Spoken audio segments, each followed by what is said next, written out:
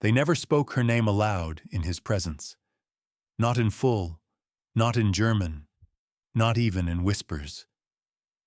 Her file was kept in a locked drawer, carried between offices by men who didn't meet each other's eyes. The photograph clipped to the corner showed a woman with dark, alert eyes and a faint, almost mocking smile. No uniform, no medals. Just a dress, a coat, and a look that said she knew more than she should.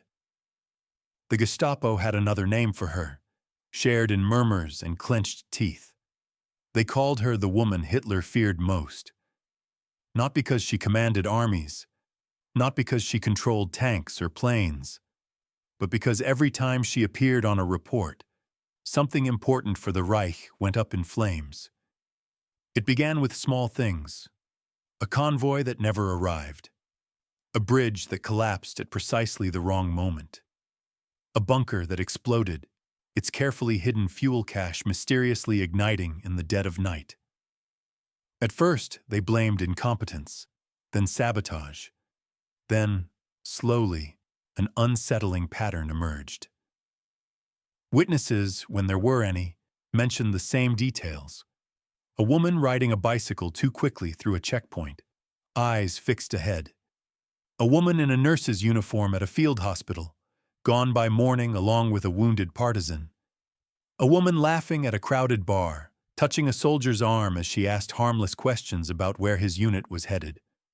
Always different clothes, always a different story, but the same eyes, the same refusal to be afraid. The first time she appeared in a report that landed on Hitler's desk, he simply circled her mention in red. Next to it, he wrote a single word: find. She was born far from the war front, in a town that wouldn't survive the first wave of occupation. As a girl, she grew up watching her father fix radios and argue with neighbors about politics over cheap wine. She had no patience for people who bowed their heads just because someone shouted louder. "You can't shout the truth into being," she would say. "Either it's true or it isn't." When the invasion came, soldiers marched down her street. Signs changed languages. Her father was taken for questioning and never returned. Her mother told her to stay quiet, to keep her head down, to survive. She nodded and did the opposite. The first time she helped the resistance, it was almost an accident. She carried a message she wasn't supposed to read, tucked into the lining of her coat. Curiosity burned a hole through her fear. She pulled it out in an empty stairwell, read it, and frowned. The rendezvous point was wrong. The times didn't line up. Whoever wrote it had made a mistake. She memorized what it should have said, burned the paper in a metal bin, and delivered the corrected instructions instead. That night, a German patrol waited at the original location, baffled when no one appeared. Meanwhile, in a different building across town, men and women gathered safely, unaware that a stranger's quick eyes had just saved their lives. Word started to spread. There was a woman who could be trusted, who saw what others missed. She didn't choose the war, but she chose what to do with it. In time, she became more than a messenger. She guided downed pilots out of forests, hid guns inside flour sacks, calibrated explosives with steady hands that never trembled. She learned how long it took a fuse to burn under rain, how to read train timetables at a glance, how to lie convincingly to men who thought they could smell fear. She made them underestimate her. That was her favorite weapon. Her legend grew not from a single act, but from many small, precise cuts against an empire that believed itself invincible. A train full of munitions derailed outside a tunnel at dawn, delaying an entire division by days. Locals swore they'd seen a woman on the tracks the night before, kneeling in the dark, working at the bolts on the rails. A German headquarters in a commandeered hotel went up in flames after a kitchen accident. The only survivor to see anything unusual swore he'd seen a woman in an apron leave the kitchen seconds before the blast, wiping her hands on a cloth that smelled faintly of gasoline. None of these incidents would have mattered on their own, but together they started to form a pattern. A battalion commander, furious after losing yet another supply line, sent an urgent report to his superiors. The word coincidence was scratched out so violently that the paper tore. One man wrote in the margins, "It's her again." Her file grew. So did the number next to the bounty on her head. The Gestapo interrogated villages, raided farmhouses, dragged people into cellars, and screamed questions in their faces. Who is she? Where is she? What does she look like? The answers were always different. She was tall, she was short, her hair was dark. No, it was light. She had an accent. She had none. She was everywhere. She was nowhere. The truth was simple and unbearable to her hunters. She was many women and one woman at the same time. She changed her name as often as she changed her clothes. She borrowed accents, professions, and invented stories on the spot when questioned. She had 100 versions of herself ready to deploy at any moment, and no one could tell which one was real, if any. But there were moments when her mask almost slipped. One evening, in a crowded cafe, she sat alone at a corner table, reading a newspaper she couldn't afford to be seen with. Outside, a patrol marched by.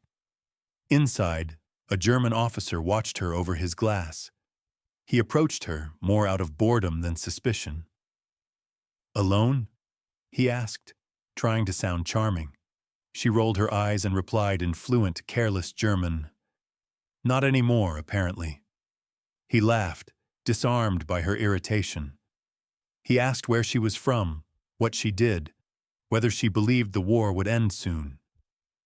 She answered each question with a blend of truth and fiction, the way she always did. He offered to walk her home. She accepted. They walked through dim streets, past shuttered shops and drawn curtains. He talked about promotions and orders and the incompetence of other officers. She listened, filing away every useful detail behind a tilted smile and an occasional mocking remark that made him both irritated and intrigued. At her door, he asked if he could see her again. She stepped closer, close enough to smell the tobacco and sweat on his coat, and whispered, "If you ever do, it will mean you've lived a very long time." Then she shut the door in his face. The next week, a supply depot he'd mentioned in passing burned so completely that nothing remained but twisted metal and blackened stone. When his superiors asked how such an accident was possible, his mind flashed to the woman's eyes. He said nothing. She wasn't invincible. She made mistakes. She trusted the wrong person once, and it cost her 3 good friends. She misjudged a patrol's timing and spent an entire night hiding in a drainage ditch, her teeth chattering, rats scratching at the edges of her skirt. One day in particular almost ended everything. She was crossing the street in a city under curfew, her forged papers tucked into her coat, when a car screeched to a halt beside her. 2 men stepped out. Not regular soldiers. Their coats were darker. Their eyes were sharper. Gestapo. They asked for her documents. She handed them over, forcing herself to breathe evenly, to let her face remain bored, inconvenienced, not terrified. One of them examined her papers. The other watched her. "It says you are a typist," he said. "You don't look like one." She gave him a tired smile. "I was prettier before the war." His colleague snorted, but not with amusement. The second man flipped through her documents again, lips tightening. "Come with us," he said. In the back of their car, Every heartbeat felt like a countdown. She noticed everything she always did: license plate number, the rhythm of the engine, the faint smell of gasoline and leather. But none of it seemed useful now.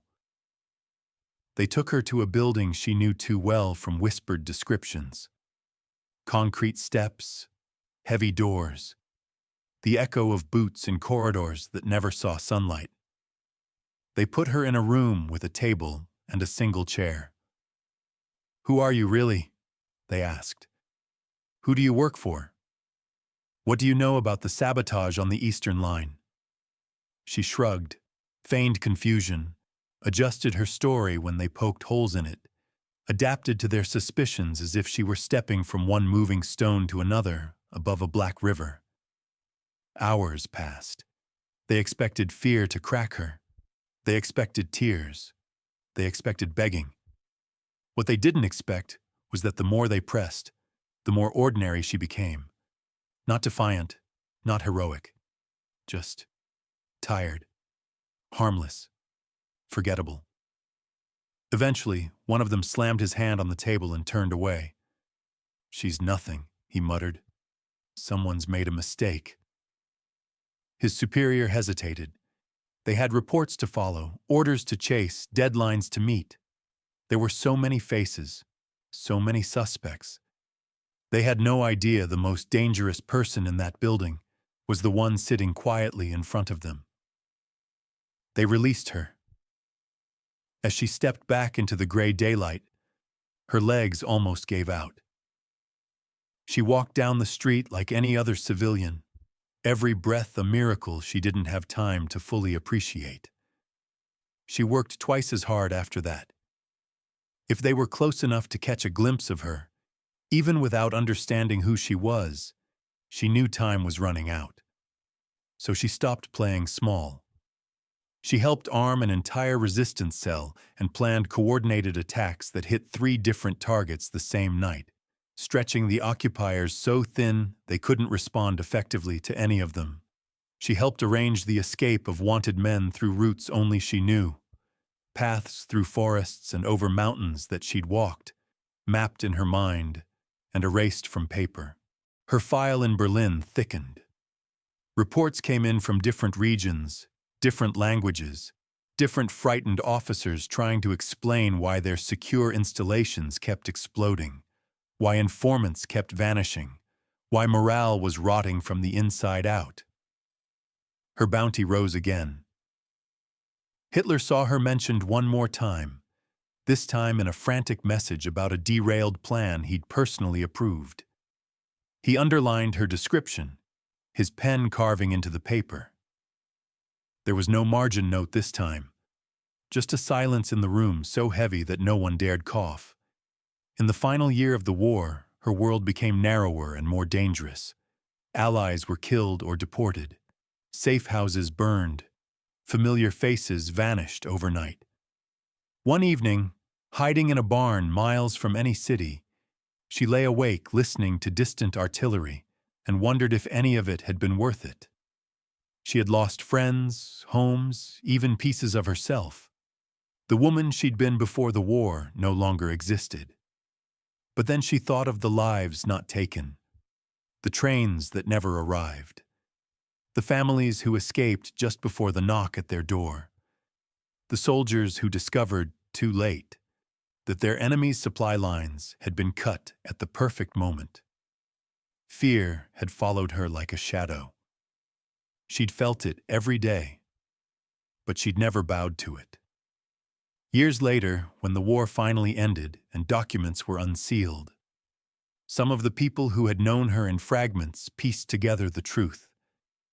They discovered the reports, the bounties, the red underlines, the frantic notes from men who had failed to stop her. They realized how close the noose had come, again and again. Hitler never learned her real name. He never managed to catch her. But in offices far from the front, men in black coats had sat at their desks, sweating over her file, knowing that somewhere out there was a woman who kept turning his victories into ash. She lived on quietly after the war, refusing interviews, uninterested in glory. She walked streets that no longer trembled beneath marching boots, and for the first time in years, no one searched her eyes for lies. People who met her had no idea.